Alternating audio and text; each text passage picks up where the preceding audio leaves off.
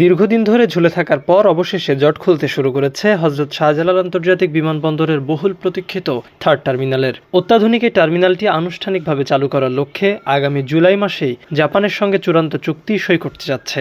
ইতোমধ্যে সরকারের পক্ষ থেকে জাপানি কর্তৃপক্ষের কাছে একটি আনুষ্ঠানিক প্রস্তাব পাঠানো হয়েছে। চুক্তিটি সফলভাবে সম্পন্ন হলে পরবর্তী 6 মাসের মধ্যেই সাধারণ যাত্রী এবং এভিয়েশন খাতের জন্য পুরোপুরি উন্মুক্ত করে দেওয়া সম্ভব হবে এই টার্মিনালটি।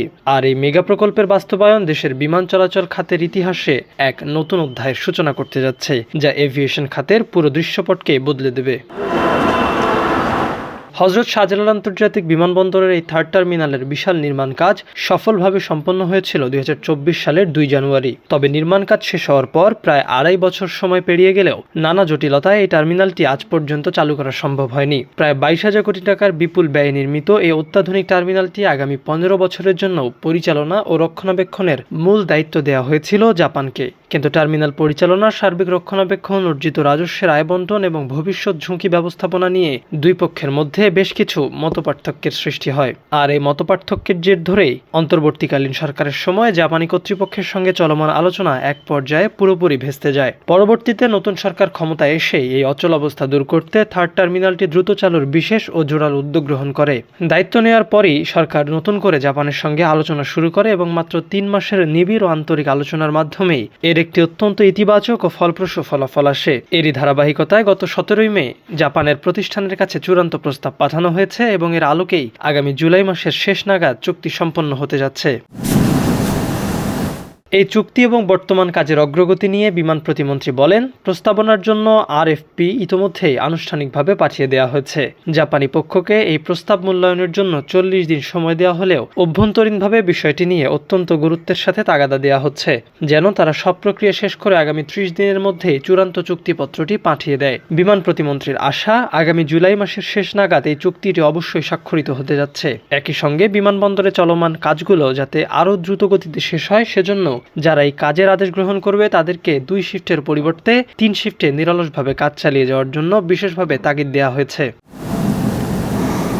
সরকারের পাঠানো চূড়ান্ত প্রস্তাব অনুযায়ী থার্ড টার্মিনালের অত্যন্ত গুরুত্বপূর্ণ 4টি প্রধান খাত থেকে সরাসরি রাজস্ব বা আয় আদায়ের দায়িত্ব থাকবে জাপানি কনসোর্টিয়ামের হাতে। এই খাতগুলোর মধ্যে রয়েছে বিমানবন্দর উন্নয়ন ফি, লাউঞ্জ পরিচালনা, কার্গো হ্যান্ডলিং এবং কার পার্কিং এর নির্ধারিত ভাড়া। অপরদিকে আন্তর্জাতিক এভিয়েশনের নিয়ম অনুযায়ী ওভারফ্লাই চার্জ এবং বিমান অবতরণ ফি সরাসরি জমা হবে সিভিল এভিয়েশনের নিজস্ব তহবিলে। দেশের সার্বভৌমত্ব ও নিরাপত্তার স্বার্থে কাস্টমস, সার্বিক নিরাপত্তা ব্যবস্থা এবং ইমিগ্রেশনের সমস্ত কার্যক্রম সম্পূর্ণভাবে বাংলাদেশের নিজস্ব তত্ত্বাবধান ও নিয়ন্ত্রণে পরিচালিত হবে। বিমান প্রতিমন্ত্রী বলেন, এতগুলি অবস্থা পেরিয়ে আসতে হলো আমাদের। এই 3 মাসের সংক্ষিপ্ত সময়ের মধ্যে দুই দেশের মধ্যে অন্তত 5 বার উচ্চ পর্যায়ের বৈঠক অনুষ্ঠিত হয়েছে, যার মধ্যে জাপানের বিমানমন্ত্রীর সঙ্গে অত্যন্ত গুরুত্বপূর্ণ একটি বৈঠকও অন্তর্ভুক্ত ছিল।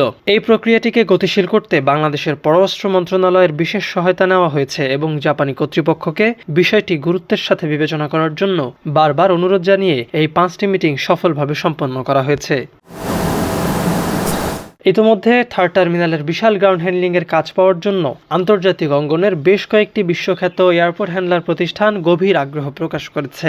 এর মধ্যে রয়েছে যুক্তরাজ্যের মেনজিস এভিয়েশন, তুরস্কের চেলেবি এভিয়েশন এবং সংযুক্ত আরব আমিরাতের স্বনামধন্য প্রতিষ্ঠান জানাতা। কর্তৃপক্ষ বলছে, এই কাজগুলো দেওয়ার ক্ষেত্রে সরকার শতভাগ স্বচ্ছতা বজায় রাখবে, যাতে করে বাংলাদেশের সামগ্রিক আয় তুলনামূলকভাবে অনেক বেশি হয়, বিমানবন্দরে সাধারণ মানুষের ভোগান্তি ও জনদুর্ভোগ একদম কম হয় এবং সম্মানিত যাত্রীরা যেন সর্বোচ্চ সেবা লাভ করতে পারেন। যাত্রী সেবার মান বাড়াতে বিমান প্রতিমন্ত্রী জানান, এসব জাতীয় স্বার্থের কথা গভীরভাবে চিন্তাভাবনা করে নির্ধারিত কনসোর্টিয়ামের মাধ্যমে এই কাজগুলো দেওয়ার জন্য অনুরোধ করা হবে। আর যদি সব পরিকল্পনা এবং কূটনৈতিক প্রক্রিয়াগুলো ঠিকঠাকভাবে এগিয়ে যায়, তবে আগামী 16 ডিসেম্বর অর্থাৎ মহান বিজয় দিবসেই আনুষ্ঠানিকভাবে চালু হতে পারে দেশের গর্বের এই অত্যাধুনিক থার্ড টার্মিনাল।